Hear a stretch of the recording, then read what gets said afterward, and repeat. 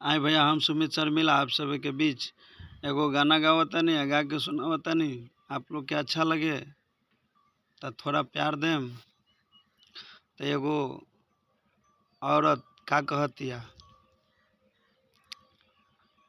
कि छोड़ी गवना हरी में हरिया, कि छोड़ी गवना हरी में हरिया, आ पिया भइला गुलारी के हो फूल, कि छोड़ी गवना हरी में हरिया, कि पिया भइला गुलारी के हो फूल, कि छोड़ी गवना हरी में हरिया।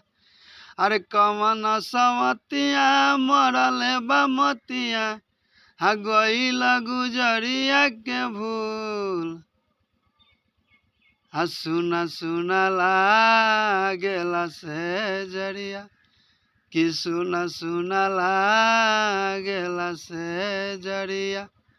आ पिया भइला गुलारी के हो फूल, कि सुना सुना लागेला से जरिया, कि पिया भइला गुलारी के हो फूल, कि सुना सुना लागेला से जरिया, कि छोड़ी गवना हरी में हरिया, कि छोड़ी गवना हरी में हरी, कि पिया भइला गुलारी के हो फूल, कि छोड़ी गवना हरी में हरिया।